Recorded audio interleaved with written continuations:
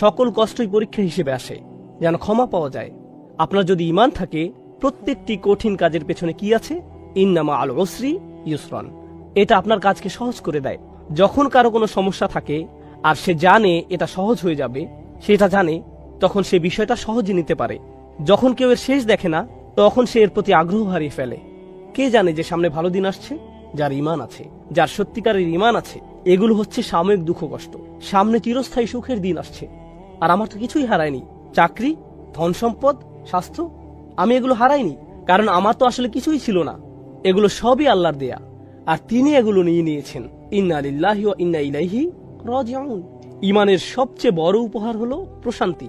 এরপর ঈমানের 3টে স্তম্ভ বা দরজা নিয়ে আমরা কথা বলেছি, আর 2টি বিষয় আলাদা করা যায় না। সেগুলো কি কি? ঈমান, ঈমান এবং আমল। এজন্যই ইন্নাল্লাযীনা আমানু ওয়া আমিলুস সলিহাত। ঈমান এবং আমলের মধ্যে আমিলুস সলিহাত নিয়ে আমরা গত সেশনে অনেক কিছু বলেছি, সুতরাং আমি খুব বেশি বলবো না। আমি চাই আপনারা এই 2টির মধ্যে সম্পর্ক বুঝতে পারেন। আমি আরেকবার বলছি, এটা সবচেয়ে ভালোভাবে বোঝা যায় সূরা বাকারায়। যখন কিবলা পরিবর্তন হয়েছিল, তখন আল্লাহ বলেন, আল্লাহ তোমাদের ইবাদত বিফল করবেন না, পূর্ববর্তী ইবাদত সমূহ। কিন্তু তিনি ইবাদত বলেননি। তিনি বলেননি অমা কান আল্লাহু লিউদিআ সালাওয়াতিকুম। তিনি বলেছেন অমা কান আল্লাহু লিউদিআ ঈমানাকুম। আল্লাহ তোমাদের ঈমান নষ্ট করবেন না। আমরা কি আশা করেছিলাম? সালাত, সালাওয়াতিকুম। যদিও তিনি সালাত নিয়েই বলেছেন, কিন্তু সালাতের সমার্থক হিসাবে তিনি বললেন ঈমান। তাহলে কেউ যদি সালাত না পড়ে, আপনারা শূন্যস্থান পূরণ করুন। আপনারা বলুন, তার আসলে কোনো ঈমান নেই। এটা খুবই ভয়াবহ অবস্থা। সুবহানাল্লাহ। নিশ্চয়ই এখন বুঝতে পারছেন সেই হাদিসটি যেখানে নবীজি সাল্লাল্লাহু আলাইহি সাল্লাম বেনামাজিদের জন্য খুবই কঠিন কথা বলেছেন। তাদেরকে খ্রিস্টান বা ইহুদিদের মতো করেই দেখা হবে। আপনি যখন হাদিসটি পড়বেন, আপনার মনে হবে এখানে কি নামাজের ব্যাপারে বলা হচ্ছে? এখানে এত কঠিন কথা কেন? কিন্তু যখন আপনি পুরোটা বিস্তারিতভাবে পড়বেন, তখন আপনি বুঝতে পারবেন এটা কত বড় ব্যাপার। সুবহানাল্লাহ। আর পরিশেষে এই সেশনটি ছিল সূরার উল্লেখিত 4টি বিষয়ের সম্পর্কের ব্যাপারে। শেষের 2টি শর্তের সাথে কিভাবে প্রথম 2টি শর্তের সাথে মিল রয়েছে। দেখুন, ঈমান আসলে একটি সম্পদ, আর এই সম্পদ আপনি ধরে রাখতে পারবেন যখন আপনি ভালো কাজ করতে থাকবেন। কিন্তু আপনি কি কোনো মহামানব যে বাকি সবাই ভয়াবহ ক্ষতির মধ্যে আছে আর আপনি তাদেরকে বাঁচাতে চাইছেন? কিন্তু তাদেরকে বাঁচাতে গিয়ে আপনার কোনো ক্ষতি হবে না। মনে করুন কেউ ক্ষুধার্ত আর আপনিও ক্ষুধার্ত। আপনি তাকে কিছু দিতে পারবেন না, কারণ আপনি নিজেও ক্ষুধার্ত। আপনার খাওয়ার কিছু থাকবে না। কিন্তু যদি এমন হয় যে তাদেরকে দেওয়ার মাধ্যমে আপনি আরো বেশি খাবার পাবেন, তারপরও আপনি যদি তাকে না দেন, তাহলে আপনি কতটা নিচু মনের মানুষ, আপনি কেমন মানুষ? সুতরাং আল্লাহ তাআলা আমাদেরকে এই সম্পদ দিয়েছেন। এই সম্পদ পাওয়ার পর স্বাভাবিকভাবেই আপনি কি আপনার মাকে এটা দেবেন না? আপনার বোন, আপনার ভাই, আপনার স্বামী, আপনার সন্তান, প্রতিবেশী, আপনার বন্ধু, আত্মীয়, আপনি কি তাদের মধ্যে এটা শেয়ার করবেন না? আর এই জানানোর বিষয়টি হলো অতাওয়াসাউ বিল হক। প্রথমত আমরা এইটুকু বুঝি। দ্বিতীয়ত বলবো আমরা তাওয়াসাউ বিল হক নিয়ে একটু বিশ্লেষণ করব, আর তারপর আমিলুস সলিহাতের সাথে মিলিয়ে এর অর্থ বুঝব। কারণ এই আয়াত পাঠের উদ্দেশ্য কেবল আলাদাভাবে এর উপাদানগুলো বোঝা নয়, বরং এই উপাদানগুলোর মধ্যকার সম্পর্ক বুঝতে পারাই আমাদের উদ্দেশ্য। সুতরাং আমাদেরকে এই দুটোই বুঝতে হবে। তাহলে আমরা যখন বলি তাওয়াসাউ বিল হক, প্রথমত ভাষাগতভাবে ওয়াসিয়া বা তাওয়াসি শব্দটি হচ্ছে, আসলে এটা আমরা গত সেশনে আলোচনা করেছিলাম, তাই খুব সংক্ষেপে বলতে গেলে এর মানে হচ্ছে কাউকে কোনো উত্তরাধিকার বা সম্পদ লিখে দেয়া। এভাবেই শব্দটা এসেছে। যখন আপনি কাউকে আপনার সম্পদ লিখে দেন, তখন তার প্রতি আপনার সর্বোচ্চ আন্তরিকতা আর ভালোবাসা থাকে। এমনকি আপনি তাকে কিছু উপদেশ বা ওসিয়ত করে যান, আর যা কিছু আপনি তাদের জন্য রেখে যান তা অবশ্যই তাদের কাছে খুবই মূল্যবান। তাহলে কেউ যখন তাওয়াসি করতে চায়, এই ধরনের উপদেশ করার মধ্য দিয়ে তা প্রকাশ পায়। এটা ইখবার থেকে আলাদা। ইখবার বা ইলান কিংবা তালি, যখন আপনি কাউকে কিছু বলেন কিংবা কাউকে কিছু শিখান বা কারোর সাথে কোনো ব্যাপারে আলোচনা করেন, কাউকে কিছু বলেন, এগুলো তাওয়াসি নয়। তাওয়াসি এর মধ্য দিয়ে কারো প্রতি ভালোবাসা, আন্তরিকতা প্রকাশ পায়। আপনি কারোর সাথে এমনভাবে কথা বলেন যা দিয়ে তার প্রতি সত্যিকারের উদ্বিগ্নতা প্রকাশ পায়, আর আপনার মনে হয় যেন আপনার সময় শেষ হয়ে আসছে, আপনি সব সম্পদ রেখে চলে যাবেন, আপনার খুব বেশি সময় নেই, তাহলে আপনাকে তাড়াতাড়ি করতে হবে, আমাকে এই সব কিছু তোমার কাছে বুঝিয়ে দিতে হবে, আমি এখান থেকে চলে যাওয়ার আগেই যেন তুমি সবকিছু বুঝতে পারো। এটাই হলো তাওয়াসি এর মর্মার্থ। এরপর বিল হক শব্দটিকে আমরা 3 ভাবে বুঝতে পারি, আর এগুলোর প্রত্যেকটি মিলেই এই পুরো বাক্যটির অর্থ বোঝা যায়। প্রথমত, এই শব্দের শুরুর বা এটাকে আমরা ক্রিয়ার বিশেষণ হিসেবে নিতে পারি। এটা একটা ক্রিয়া বিশেষণাত্মক বাক্য হতে পারে। বাংলা করলে এর মানে দাঁড়ায় তারা একে অপরকে উপদেশ দেয়, তারা তাওয়াসি দেয়, তারা একে অপরকে উৎসাহিত করে। এটা হলো সরল অনুবাদ। তারা একে অপরকে সর্বোচ্চ আন্তরিকতার সাথে উপদেশ দেয়, সত্যিকার ভাবেই, সত্যের সাথে বা সত্যের দিকে না বলে, সত্যের সাথে বা সত্যের দিকে না বলে আমি এর অনুবাদ করেছি সত্যিকার ভাবেই। আমি শব্দটিকে ক্রিয়া বিশেষণ হিসেবে নিয়েছি। অর্থাৎ যখন তারা একে অপরকে উপদেশ দেয়, তারা সত্যিকার অর্থে সেই উপদেশটি দেয়। তারা বিষয়টিকে হালকাভাবে নেয় না বা উপদেশ দেওয়ার সময় সংকোচ বোধ করে না, এবং উপদেশ দেওয়ার ক্ষেত্রে তারা প্রকৃত অর্থে সৎ এবং আন্তরিক। অনেক সময় এমন হয়, যখন আপনি কাউকে উপদেশ দিতে যান, তাকে সত্যিটা পুরোপুরিভাবে বলার আগে আপনি দুইবার ভাবেন, কারণ আপনি তখন ভাবেন কি জানি সেটা শুনে আবার কি ভাববে। আপনি সত্যিটা জানানোর প্রতি পুরোপুরি সৎ নন। কিন্তু এখানে আমরা দেখছি যে যেহেতু এটা ক্রিয়া বিশেষণাত্মক বাক্য, বিলহাক শব্দটি হালও হতে পারে। আমরা এখানে দেখতে পাচ্ছি যেভাবে আপনি এই উপদেশটি দিবেন তা হবে পুরোপুরি সত্যিকার ও আন্তরিক। এতে আন্তরিকতা থাকবে, এতে পুরোপুরি সততা থাকবে। এটা হলো প্রথম বিষয়। বাংলা ভাবার্থ করলে বিলহাকের আরও একটি অর্থ হতে পারে সত্যের সাথে। আর এখানে আমরা বেশ কয়েকজন সাহাবীর তাফসির দেখতে পাই যারা বলেছেন সত্য বলতে এখানে, যেমন কাতাদা বলেছেন সত্য বলতে এখানে কোরআন বোঝানো হয়েছে, বা সত্য বলতে এখানে তাওহীদ বোঝানো হয়েছে, বা ওয়াহি বোঝানো হয়েছে, কিংবা রাসূল সাল্লাল্লাহু আলাইহি সাল্লামের উত্তরাধিকারকে বোঝানো হয়েছে। এ থেকে আমরা যা বুঝতে পারি তা হলো, যখন আপনি কাউকে কোনো উপদেশ দিবেন, আপনি তাকে কোরআনের মাধ্যমে উপদেশ দিবেন। অর্থাৎ যখন আপনারা একে অপরকে উপদেশ দিবেন, আপনি কিসের দ্বারা উপদেশ দিবেন? একটি আয়াতের মাধ্যমে। আপনি রাসূল সাল্লাল্লাহু আলাইহি সাল্লামের হাদিস দিয়ে উপদেশ দিবেন। এই অবস্থায় থাকলে তিনি কি করতেন? এই অবস্থার ব্যাপারে তিনি কি বলেছেন? আল্লাহ এই ব্যাপারে কি বলেছেন? কেউ হয়তো জীবনের আশা হারিয়ে ফেলেছে, আপনি কিভাবে তাকে তাওয়াসি বিল হক দিবেন? আপনি বলবেন, ইয়া আখি ইয়া ইবাদিয়াল্লাযীনা আসরাফু আলা আনফুসিহিম লা তাকনাতু মির রাহমাতিল্লাহ। তুমি কি জানো না আল্লাহ বলেছেন, হে আমার বান্দাগণ যারা নিজের উপর বাড়াবাড়ি করেছো, আল্লাহর রহমত থেকে নিরাশ হয়ো না। আপনি তাওয়াসি বিল হক করলেন সত্যের মাধ্যমে। আপনি উৎসাহ দিলেন, উপদেশ দিলেন সত্যের মাধ্যমে, সত্যের দ্বারা। এর আরেকটি অর্থ হচ্ছে সত্যের দ্বারা, কোরআনের মাধ্যমে উপদেশ দেওয়ার মাধ্যমে। এভাবেই আমরা একে অপরকে উপদেশ দিব। তৃতীয় অর্থটি হচ্ছে সত্যের প্রতি। তাহলে আমরা পেলাম সত্যিকার ভাবে, আমরা পেলাম সত্যের মাধ্যমে, আর শেষে পাচ্ছি সত্যের প্রতি। অর্থাৎ এ থেকে আমরা বুঝতে পারি এমন একজন মানুষ যে তার উদ্যম হারিয়ে ফেলেছে, সে তার শক্তি হারিয়ে ফেলেছে, তারপরও আল্লাহর উদ্দেশ্যে সে তার কাজ চালিয়ে যাচ্ছে। সূরা এখানে এই অংশটি আসার মাহাত্ম্য হচ্ছে, এই মানুষেরা ইতোমধ্যে ঈমান এনেছে এবং তারা ভালো কাজ করেছে, কিন্তু তাদের উদ্যম শেষ হয়ে আসছে। সুতরাং আপনাকে তাকে মনে করিয়ে দিতে হবে, দেখো তোমাকে এই সত্যের মুখোমুখি হতে হবে, আমাদের সবাইকে আল্লাহর সামনে দাঁড়াতে হবে। এই চূড়ান্ত সত্যটা ভুলে যেও না। আপনাদের একে অপরকে উপদেশ দিতে হবে, একে অপরকে স্মরণ করিয়ে দিতে হবে যে আমাদের উদ্দেশ্যটি কি ছিল। কারণ এখানে ইলা শব্দটির যে অর্থ আমরা পাই, এখানে এটার অর্থ হলো তাদের এই সকল কর্মের আসল উদ্দেশ্যের প্রতি আপনি তাদেরকে স্মরণ করিয়ে দিন। তাহলে আমরা তাওয়াসি বিল হক এই আয়াতের বা এর মাহাত্ম্য জানলাম। আল হক শব্দটিরও তিনটি তাৎপর্য রয়েছে। তাহলে আমরা বা এর তিনটি মাহাত্ম্য জানলাম, এবার আমরা আল হক শব্দের তিনটি মাহাত্ম্য জানব। ভাষাগতভাবে আল হক শব্দটি দিয়ে বোঝানো হয় এমন কিছু যা আপনি নিশ্চিতভাবেই সত্য হিসেবে জানেন। এর জন্য আপনাকে আলাদাভাবে বলতে হয় না, আপনার অন্তর থেকে আপনি বিশ্বাস করেন এটাই সত্যি। তাহলে এখানে বলা হচ্ছে, যখন তারা একে অপরকে উপদেশ দেয়, তারা এমন কিছুর প্রতি উপদেশ দেয় যা তারা সত্য হিসেবেই জানে। তাদেরকে এই ব্যাপারে আলাদাভাবে বলতে হয় না, মন থেকেই তারা জানে তাদেরকে যা বলা হচ্ছে তাই সত্য। এটা হচ্ছে আল হক এর প্রথম অর্থ। দ্বিতীয় অর্থ হচ্ছে এমন বিষয় যা দলিলের মাধ্যমে প্রমাণ করা যায়। অর্থাৎ আপনি তাদেরকে এমন বিষয় বললেন, তারা শুনে বলবে, আমি তো এরকম কিছু কখনো শুনিনি, আমার এটাকে সত্য মনে হচ্ছে না। হতে পারে তারা এটা শুনে সত্য মনে করবে, আবার এমনও হতে পারে তারা বলবে, আমি নিশ্চিত নই, আমি এরকম কথা কখনো শুনিনি। তখন আপনি তাদেরকে কি বলবেন? দলিল। হক এর আরেকটি অর্থ হচ্ছে এমন বিষয় যা দলিলের মাধ্যমে প্রমাণ করা যায়, আর এই বিষয়গুলো একটি অপরটির সাথে সম্পর্কযুক্ত। তাহলে আপনি কেমন দলিল উপস্থাপন করবেন? যাতে সত্য মিথ্যার পার্থক্য করা যায় কোরআনের মাধ্যমে। তাহলে এটা হলো দ্বিতীয় তাৎপর্য। আর তৃতীয়টি খুবই গুরুত্বপূর্ণ। আরবি ভাষায় হক শব্দটি আবশ্যকীয় কাজ বোঝাতেও ব্যবহৃত হয়। এমন কাজ যা আপনার জন্য অত্যাবশ্যকীয়, এটা অধিকার বোঝাতেও ব্যবহৃত হয়। যেমন উদাহরণস্বরূপ বলা যায়, আল্লাহ বলেছেন, হুকুকুল্লাহ আর হুকুকুল ইবাদ, তাই না? আরেক জায়গায় আল্লাহ আযজা ওয়া জাল্লা বলেছেন হাক্কান আলাল মুত্তাকিন, যাদের তাকওয়া আছে তাদের জন্য এটা একটা আবশ্যকীয় কাজ। এর মানে হচ্ছে তোমরা একে অপরকে নিজেদের দায়িত্বের কথা স্মরণ করিয়ে দিবে, একে অপরকে মনে করিয়ে দিতে হবে, কারণ মানুষ প্রায়ই তাদের দায়িত্বের ব্যাপারে ভুলে যায়, তাদের কর্তব্যের ব্যাপারে উদাসীন হয়ে পড়ে। এগুলো এমন বিষয় যা তাদের অবশ্যই করতে হবে।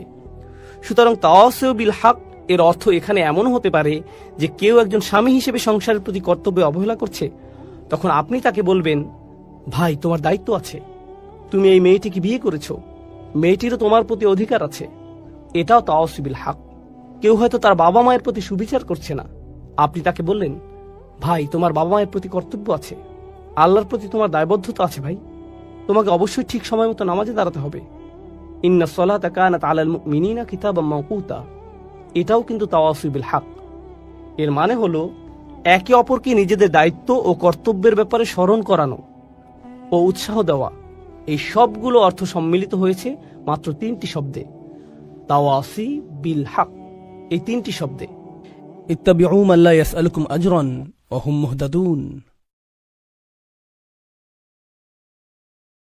তাদের অনুসরণ করো যারা তোমাদের কাছে কোনো বিনিময় প্রত্যাশা করে না।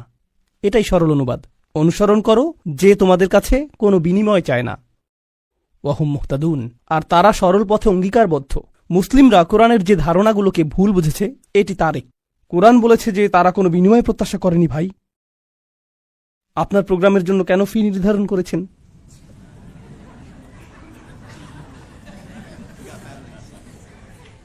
না না, এটা জানার বিষয়। কোরআন আরো বলছে, ইয়াশতারুনা বিআয়াতিল্লাহি সামানান কলিলান, তারা আল্লাহর আয়াত বিক্রি করে সামান্য মূল্যের জন্য। নিজের জন্য আপনার লজ্জিত হওয়া উচিত। আল্লাহর আয়াত বিক্রি করা গোটা কোরআনের সবচেয়ে ভুল বোঝা ধারণাগুলোর একটি। বিষয়টা খুলে বলছি। রসুল সাল্লাল্লাহু আলাইহি সাল্লাম মুসাব ইবনে উমাইরকে মদিনায় প্রেরণ করেছিলেন। জানেন আপনারা, মুসাব ইবনে উমাইর ছিলেন অত্যন্ত প্রতিভাবান তরুণ, যাকে মদিনায় প্রেরণ করা হয়েছিল কোরআন শিক্ষা দেওয়ার জন্য। তিনি ছিলেন অত্যন্ত ধনী পরিবারের সন্তান, কিন্তু তার পরিবার তাকে ত্যায্য করেছিল। এরপর তার পরিধানের বস্ত্রও ছিল না। বদরের যুদ্ধে তিনি শহীদ হলেন। কাফনের কাপড় দিয়ে যখন তার পা আবৃত করা হলো, মাথা উন্মুক্ত হয়ে গেল। আবার যখন মাথা আবৃত করার চেষ্টা করা হলো, পা উন্মুক্ত হয়ে গেল। রসুল সাল্লাল্লাহু আলাইহি সাল্লাম তাকে মদিনায় প্রেরণ করলেন কি শিক্ষা দেওয়ার জন্য? কোরআন। সকালের নাস্তার জন্য তিনি কি খাবেন? সূরা বাকারা। দুপুরে কি খাবেন? রাতে কি খাবেন? রাসূল সাল্লাল্লাহু আলাইহি সাল্লাম তার জন্য বেতনের ব্যবস্থা করেছিলেন, যাতে তিনি তার কাজ করতে পারেন। কোরআন শিক্ষাদানের জন্য তাকে অর্থ প্রদান করা হয়েছিল। তারা আল্লাহর আয়াতকে বিক্রি করে, এই কথার অর্থ কি জানেন? এর মানে কি? এর মানে হলো আয়াতগুলোর নির্দিষ্ট অর্থ রয়েছে, কিন্তু মানুষ তা শুনতে চায় না। তো আপনি অর্থ পরিবর্তন করে দিলেন, আর মানুষ যা শুনতে চায় আপনি তাই বললেন, যার ফলে তারা আপনার প্রতি রাগান্বিত হবে না। আপনি মানুষকে এমন জবাব প্রদান করেন যা শুনে তারা ভালো বোধ করবে, আর তারা যা শুনতে ভালো বোধ করবে না সেগুলো আপনি এড়িয়ে গেলেন। এভাবেই তারা আপনাকে পছন্দ করতে থাকে, আর আপনি নিজের জনপ্রিয়তা ধরে রাখেন। এটাই সামান্য মূল্যে আয়াত বিক্রি করা। সামান্য মূল্য বলতে এখানে মানুষের সন্তুষ্টিকে বোঝানো হচ্ছে, বুঝতে পারছেন? এখানে আয়াতটি হলো, তার অনুসরণ করো যে তোমাদের কাছে কোনো বিনিময় চায় না। এমন কাউকে অনুসরণ করো যে তোমার কাছে কোনো বিনিময় চায় না। আসুন এটা বুঝি। এটা সকল নবীদের একটা মূলনীতি। প্রত্যেক নবী এমন জাতির মাঝে এসেছেন যেখানে গুরুতর কোনো সমস্যা ছিল, আর যখন একটি জাতির গুরুতর কোনো সমস্যা থাকে, মূলত একটি জাতির ভারসাম্যপূর্ণ থাকা চাই। কিন্তু যখন তারা কোনো অপরাধ সংঘটিত করে, তখন তারা ভারসাম্য হারাতে থাকে, আর ভারসাম্যহীনতা খারাপ হতেই থাকে, হতেই থাকে, হতেই থাকে। এটা এমন অবস্থায় পৌঁছে যখন গোটা জাতিটা ভেঙে ছিন্ন ভিন্ন হওয়ার উপক্রম হয়। আর রাসূলের কাজ হলো তাদেরকে সেই ভারসাম্যহীনতা থেকে টেনে তোলা এবং আবারও সঠিক অবস্থানে নিয়ে আসা, বুঝতে পারছেন? কিন্তু যখন একটি ভারসাম্যহীনতা জনপ্রিয় হয়ে যায়, সকলে এটা করতে থাকে, সকলেই এতে অভ্যস্ত হয়ে যায়, আর এটা উদযাপনের বিষয়ে পরিণত হয়, এটাই ফ্যাশনে পরিণত হয়, তখন এটার বিরুদ্ধে বলা কি সহজ? না। উদাহরণস্বরূপ, এখনকার সময়ে সমকামিতার বিরুদ্ধে বলাটা বেশ কঠিন হয়ে গিয়েছে, তাই না? লূত আলাইহিস সালাম কি এমন সময়ে বসবাস করেছেন যখন এটা জনপ্রিয় ছিল? হ্যাঁ। তাকে কি এর বিরুদ্ধে কথা বলতে হয়েছিল? হ্যাঁ। তিনি কি এর জন্য বিরোধিতার সম্মুখীন হয়েছিলেন? হ্যাঁ। বিষয়টা কোরআনে আসার পেছনে কারণ রয়েছে। আপনি যদি এর বিরুদ্ধে বলেন, মানুষ আপনার দিকে তেড়ে আসবে। লূত আলাইহিস সালামের কথা কোরআনে এজন্যই এসেছে। যখন আপনি এমন বিষয় নিয়ে কথা বলেন যাতে গোটা সমাজ আচ্ছন্ন থাকে, তারা এই বিষয়টির প্রশংসা করে, আর আপনি এর বিরুদ্ধে কথা বলেন, তখন তারা আপনার দিকে তেড়ে আসবে। এখন যদি আপনি অর্থ উপার্জন অব্যাহত রাখতে চান, অথবা যদি আপনি সেই সমাজে বসবাস অব্যাহত রাখতে চান, আপনি যদি নিরাপদ অবস্থানে থাকতে চান, তখন আপনি কোন বিষয়গুলো এড়িয়ে যাবেন? সেই বিষয়গুলো যা নিয়ে তার আচ্ছন্ন। আপনি অন্য কোনো বিষয় নিয়ে কথা বলবেন। লূত আলাইহিসসালাম শুধু পিতামাতার প্রতি সৎ ব্যবহার নিয়ে কথা বলতে পারতেন। তিনি শুধু কথা বলতে পারতেন প্রতিবেশীর সাথে উত্তম আচরণ নিয়ে। তিনি শুধু নামাজ নিয়ে কথা বলতে পারতেন। যৌন পাপের বিষয়গুলো তিনি এড়িয়ে যেতে পারতেন, কারণ এগুলো ছিল অতি বিতর্কিত, তাই না? তিনি যদি এটা করতেন তাহলে কি তিনি ঝামেলায় পড়তেন? না, কোনো ঝামেলা হতো না। আর প্রসঙ্গক্রমে তিনি কিন্তু এখনো ভালো কাজ নিয়েই কথা বলছেন। পিতামাতার প্রতি সদাচরণ একটি ভালো কাজ, নামাজ পড়া একটি ভালো কাজ, দানশীলতা একটি ভালো কাজ। তো কেন তাকে এমন বিষয়বস্তু বেছে নিতে হলো যা তাকে ঝামেলায় ফেলবে? আসলে এটাই একজন রাসূলের কাজ। তারা এসেছেন এই বিষয়গুলো নিয়ে কথা বলার জন্য যা নিয়ে অন্য কেউ বলার সাহস করবে না। আর আল্লাহর পক্ষ থেকে তারা রায় দিবেন। ওয়াল কুরআনিল হাকিম। তারা আল্লাহর পক্ষ থেকে রায় দিবেন, আর এটা বারবার বারবার বারবার বারবার দিবেন। সেই সমাজের মূল্যবোধকে আক্রমণ করবেন, আর বারবার বারবার আক্রমণ করবেন। কিন্তু এক্ষেত্রে তারা পরোয়া করেননি, কারণ এই পাপ কাজগুলোর বিরুদ্ধে কথা বলতেই হবে। আর নিশ্চিতভাবেই যখন কেউ এটা করেন, কোনো বিনিময়েই তারা আগ্রহী থাকেন না, কারণ বিনিময় থেকে বঞ্চিত হওয়ার জন্য এই কাজগুলোই যথেষ্ট। মাল্লা ইয়াসআলুকুম আজরন। তাদেরকে অনুসরণ করো যাদের কোনো স্বার্থ নেই, কারণ এটা জনপ্রিয় হওয়ার পথ না, এটা ধ্বংসপ্রাপ্ত হওয়ার পথ। ওয়াহুম মুহতাদুন। তারা তাদের ব্যক্তিগত জীবনে সুপথ প্রাপ্ত, সৎ পথের প্রতি অঙ্গীকারবদ্ধ। এখন বিষয়টি বুঝুন। সৎ পথের প্রতি অঙ্গীকারবদ্ধ। রাসূলগণ ছিলেন বক্তা, কিন্তু বক্তা আর কারা আছেন? আপনারা কি সমাজের অন্য বক্তাদের কথা বলতে পারেন? স্কলাররা। ইসলামী পরিবেশের বাইরের কথা বলছি। রাজনীতিবিদরা হলেন বক্তা, তাই না? ঠিক আছে। তো রাসূলগণ আপনাকে রীতিনীতি নিয়ে বলেন, সমাজ পরিবর্তন নিয়ে বলেন, তাই না? রাজনীতিবিদরাও কি কখনো কখনো সমাজ পরিবর্তন নিয়ে কথা বলেন? অবশ্যই। কিন্তু যখন রাজনীতিবিদরা সমাজ পরিবর্তনের কথা বলে, আমরা দেশের উন্নতি করতে চাই, আমরা জাতির উন্নতি করতে চাই, আমরা এটাকে শক্তিশালী করতে চাই, ইত্যাদি ইত্যাদি ইত্যাদি, তারপর আপনি যখন তাদের ব্যক্তিগত জীবন পর্যবেক্ষণ করেন, আপনি কি পান? আপনি পান দুর্নীতি। তো তাদের কথাগুলো অনেক উঁচু মানের, কিন্তু তাদের চরিত্র অনেক নিচু। আর প্রসঙ্গক্রমে আপনি দেখেন যে তারা উঁচু মানের জিনিসগুলো নিয়ে কথা বলে এজন্য যে তারা ক্ষমতা চায়, তারা মন্ত্রী হতে চায়, তারা বিনিময় চায়, তারা কোনো কিছুর প্রতি লালায়িত। যখন নবীরা কথা বলেন, তারা কি চান? তারা শুধু চান ন্যায় বিচার, তারা শুধু চান সত্য, আপনার কাছ থেকে কোনো বিনিময় চান না। আর উপরন্তু আপনি যদি নবীদের ব্যক্তিগত জীবনের দিকে লক্ষ্য করেন, তারা সর্বদাই সঠিক পথের প্রতি অঙ্গীকারবদ্ধ ছিলেন। ওয়াহুম মুহতাদুন। তো বাণীটি নিখুঁত এবং বাণীবাহকও নির্ভেজাল। এই ধারণাটি কি আগেও শেখানো হয়েছিল? হ্যাঁ। ইন্নাকা লামিনাল মুরসালিন আলা সিরাতিন মুস্তাকিম। আরেকবার পুনরালোচনা। কোরআন এরকমটাই করে, আয়াতগুলো পরস্পর সম্পর্কযুক্ত। এখন পরের আয়াতে অমালি, অর্থাৎ আমার কি সমস্যা হয়েছে, সেই মানুষটি এখনো কথা বলছেন, সেই রজুল, সেই আদর্শ ব্যক্তি, আল্লাহর ইচ্ছায় যার নাম আমরা কোনো একদিন জান্নাতে জানতে পারব। তিনি বলেছেন, আমার কি সমস্যা হয়েছে? লা আবুদুল্লাযী ফাতারানি। আমি কি সেই সত্তার উপাসনা করব না যিনি অস্তিত্বহীন অবস্থা থেকে আমাকে গড়েছেন? ওয়া ইলাইহি তুরজাউন। আর তোমাদের সকলকে তারই কাছে ফিরিয়ে নেওয়া হবে। এখন মালি। In Arabic we say ومالي لا أفعل التي شأنها أن يوردها المتكلم في رد على من أنكر عليه فعلا. ইবনে আশুর এটা উল্লেখ করেছেন যে যখন কেউ বলে আমার কি সমস্যা হয়েছে যে আমি এটা অথবা সেটা অথবা অন্য কিছু করব, এর অর্থ হলো কেউ তাকে বলেছে যে এই তোমার কি সমস্যা হয়েছে, তুমি কেন ধর্ম ত্যাগ করেছো, আর সে তার দিকে ফিরে এর জবাব দিচ্ছে। তো প্রকৃতপক্ষে উক্তিটি যদিও লিপিবদ্ধ হয়নি, কিন্তু তার বক্তব্যের ধরন দেখে আমরা বুঝতে পারছি এই তোমার কি সমস্যা হয়েছে, কেন তুমি এই মিথ্যা ধর্মের পক্ষে কথা বলছো। আর তিনি তার দিকে ফিরে বলছেন আমার এমন কি হয়েছে যে আমি তার উপাসনা করব না যিনি আমাকে সৃষ্টি করেছেন, আর তোমাদের সকলকেও তার কাছে ফিরিয়ে নেওয়া হবে। এটা উপলব্ধি করো যে তোমাদেরকেও ফিরিয়ে নেওয়া হবে। বাক্যটি শুরু হয়েছে আমার কি সমস্যা হয়েছে এটা দিয়ে, শুরু হয়েছে তাকে দিয়ে, আর বাক্যটি শেষ হয়েছে তোমাদের সকলকে তার কাছে ফিরিয়ে নেওয়া হবে। তো তিনি কাকে দিয়ে শুরু করেছেন? নিজেকে দিয়ে। আপনি যদি মানুষের সাথে একাত্ম হয়ে গিয়ে এই বাণী তাদের কাছে প্রচার করতে চান, আপনাকে নিজের সম্পর্কে অনেক কিছু স্বীকার করতে হবে। মানুষকে আপনার এটা বলার সক্ষমতা থাকতে হবে যে তোমরা সমস্যার সম্মুখীন হবে। আমি যদি কাউকে পরামর্শ দিই ভ্রমণ সম্পর্কে, আপনি এই এয়ারলাইন্সে না গিয়ে অমুক এয়ারলাইন্সে যান, আমি যদি এমনটা বলে শুরু করি যে ভাই আমি এই এয়ারলাইন্সে গিয়েছিলাম, তারা এত বেশি দেরি করেছিল, তারা আমার লাগেজ হারিয়ে ফেলেছিল, অমুক এয়ারলাইন্সে যান, এটা কি পরামর্শটিকে বেশি আবেদনময় করে তুলছে? কারণ আপনি নিজের কথা প্রথমে বলেছেন, আর যেহেতু আপনি কোনো একটি অভিজ্ঞতার শিকার হয়েছেন, এখন আপনি ঐকান্তিকভাবে তার কল্যাণের জন্য তার কাছে আসছেন।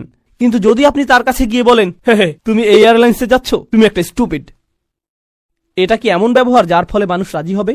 না, বরং এটা অপমানজনক। তিনি নিজের সম্পর্কে বলছেন, কারণ তিনি চান না যে তারা তাকে ঘৃণা করুক। তিনি ঘৃণার উদ্রেককারী কোনো কথা বলতে চান না, তিনি একপাশে কোনো কথা বলতে চান না, তিনি শুধু তার নিজের সম্পর্কে কথা বলতে চান।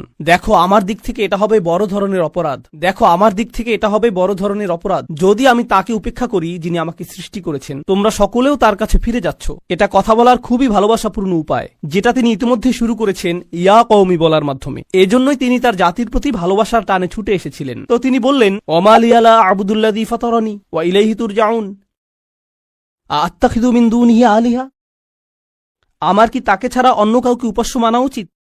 ইউরিদনির রহমানু বিদুররিন, যদি আর রহমান বা অবিশ্বাস্য রকম দয়ালু সত্তা সিদ্ধান্ত নেন যে কোনো ক্ষতি নেমে আসবে, লা তুগনি আন্নি শাফাআতুহুম শাইআ, অন্য সকল মিথ্যা উপাস্য মিলে আমাকে মুক্ত করতে সক্ষম হবে না। তাদের সকলের মিনতি, তাদের সকলের মধ্যস্থতা, তাদের এই অনুরোধ যে হে আল্লাহ তাকে ছেড়ে দিন, সে আমার উপাসনা করত, এগুলোর কোনোটাই কাজে আসবে না। লা ইউনকিযুন, তারা আমাকে রক্ষা করতে পারবে না। যদি আল্লাহ আমার প্রতি অসন্তুষ্ট হন, এই সব প্রতিমা আমাকে পরিত্রাণ দিতে পারবে না, এই সব পৌরাণিক উপাস্যগুলো আমাকে রক্ষা করতে পারবে না। কেন আমি অন্য কারো কাছে যাব? জানেন তিনি এখানে কি করছেন? তিনি তাদের ধর্মের সমালোচনা করেছেন, তাই না? কারণ তারা অন্য উপাস্যে বিশ্বাস করে। কিন্তু এভাবে না বলে যে তোমাদের কি সমস্যা, কেন তোমরা এই সকল উপাস্যে বিশ্বাস করছো, তারা তোমাদের রক্ষা করতে পারবে না, এর পরিবর্তে তিনি বললেন, কিভাবে আমি এই সকল উপাস্যে বিশ্বাস করতে পারি? তারা আমাকে সাহায্য করতে পারবে না। কাকে? আমাকে। আমি শুধু আমার নিজেকে নিয়ে চিন্তিত। আত্তাখিযু মিন দুনিহি আলিহা ইন ইউরিদনির রহমান, যদি আর রহমান আমার উপর কোনো ক্ষতি নামানোর সিদ্ধান্ত নেন। প্রথমত তিনি আমি সর্বনামটি ব্যবহার করেছেন, কারণ এখন তিনি তাদের মূর্তিগুলো নিয়ে কথা বলবেন। আপনি অন্য মানুষের ধর্ম নিয়ে কথা বলতে পারেন যতক্ষণ এটা আপনার সাথে প্রাসঙ্গিক হয়। কেন এটা আপনার কাছে যুক্তিসঙ্গত মনে হয় না? তাদের সম্পর্কে না, বরং আপনার সম্পর্কে। এই জিনিসটা আমার কাছে যুক্তিসঙ্গত মনে হয় না, এই জিনিসটা আমার সাথে যায় না, এটা আমি আমার নিজের জন্য সঙ্গতিপূর্ণ মনে করি না। কেন আপনি এভাবে কথা বলবেন? কারণ আপনি এটাকে আত্ম অহংকারের প্রতিযোগিতায় পরিণত করতে চান না। এখানে দ্বিতীয় বিষয়টি হল আর রহমান, যদি আর রহমান অকল্যাণ দেওয়ার সিদ্ধান্ত নেন, তারা আমাকে রক্ষা করতে পারবে না। দাঁড়ান, আর রহমান শব্দটির অর্থ কি? যিনি অকল্যাণ দেন। এর অর্থ কি? আর রহমান অর্থ যিনি দয়ালু, যিনি যত্ন করেন, যিনি ভালোবাসা প্রদর্শন করেন। তো কেন তিনি বলছেন যে আর রহমান যদি কোনো অকল্যাণ করতে চান? আর রহমান শব্দটি এবং ক্ষতি শব্দটি একে অপরের সাথে যায় না, তাই না? তারা একসাথে যায় না। জানেন তিনি তাদেরকে কি বলেছেন? তোমরা আর রহমানকে নিয়ে এর আগে উপহাস করেছ। তোমরা বলেছ মা আনজালার রহমান মিন শাই, আর রহমান কোনো কিছু প্রেরণ করেননি। তারা ইতিমধ্যেই এই নামটি ব্যবহার করেছে। তার নাম অবিশ্বাস্য রকম ক্ষমাশীল এবং অত্যাধিক ক্ষমাশীল, কিন্তু এর অর্থ এই নয় যে তার অকল্যাণ সাধন করার ক্ষমতা নেই। আপনি তার নাম থেকে সুযোগ নিতে পারবেন না, আর ভাবতে পারবেন না যে কোনো কিছুই হবে না। আরে ভাই, আল্লাহ মহান, কোনো সমস্যা হবে না। কিছু মানুষ আল্লাহর সাথে আপোষ মীমাংসা করতে চায়। আমি আল্লাহর জন্য এত কিছু করি, আমি যদি সামান্য কয়েকটি বিষয় কখনোই না করি, এতে কোনোই সমস্যা নেই। আল্লাহর এটা বোঝা উচিত। আসলেই তার বোঝা উচিত।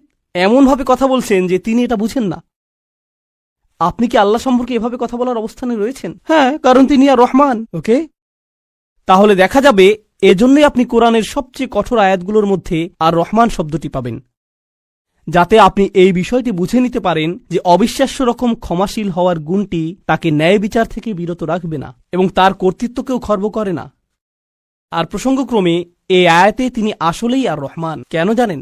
কারণ আল্লাহর একজন বান্দা, প্রত্যেক মানুষই আল্লাহর বান্দা, সে স্বীকার করুক আর নাই করুক। যখন আল্লাহর একজন বান্দা পাপের উৎসে পরিণত হয়, তখন সে হয় এই পৃথিবীতে ক্যান্সারের মতো, যে পাপ কাজ ছড়াতে থাকে। আর তখন আল্লাহ অন্য সকল সৃষ্টির প্রতি রহমা প্রদর্শন করেন তাকে সরিয়ে ফেলার মাধ্যমে।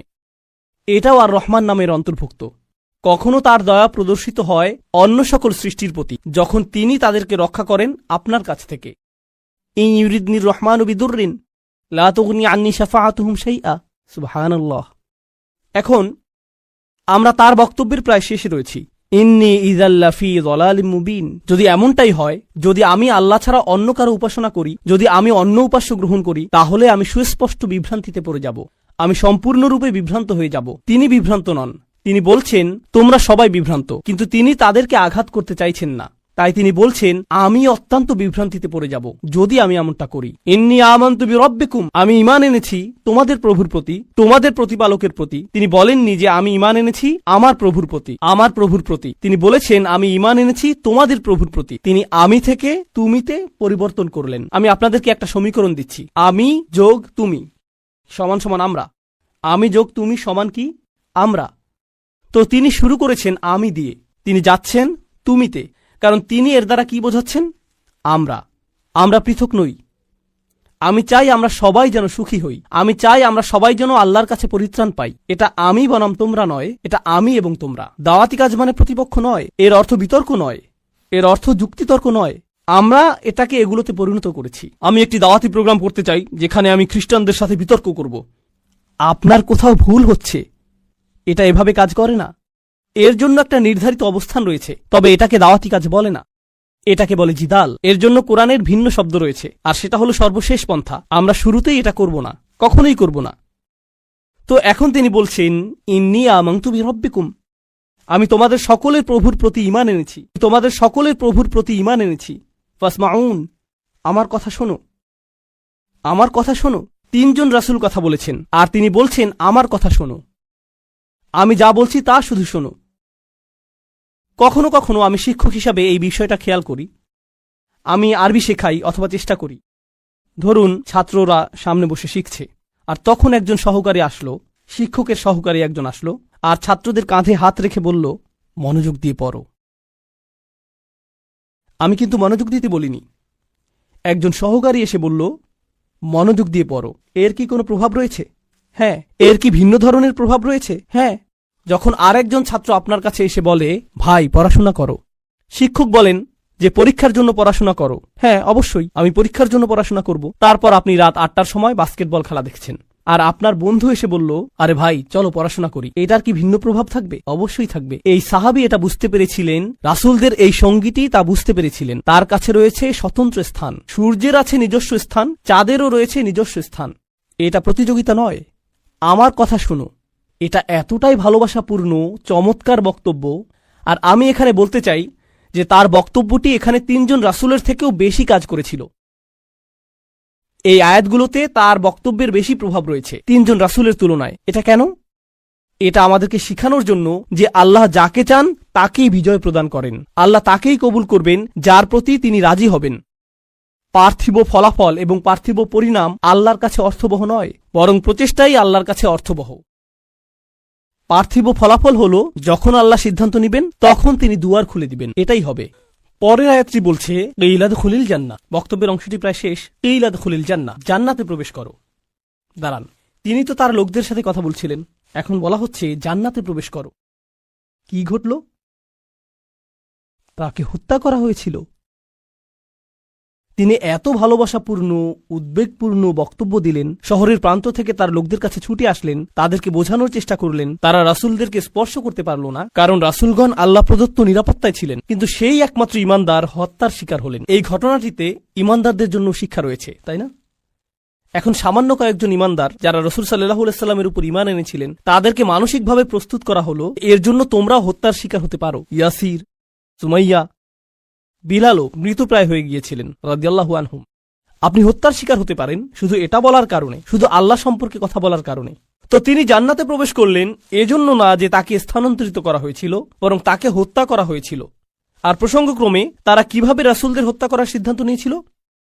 পাথর নিক্ষেপ করে এবং আমৃত্যু নির্যাতন করার মাধ্যমে। মনে আছে এটা?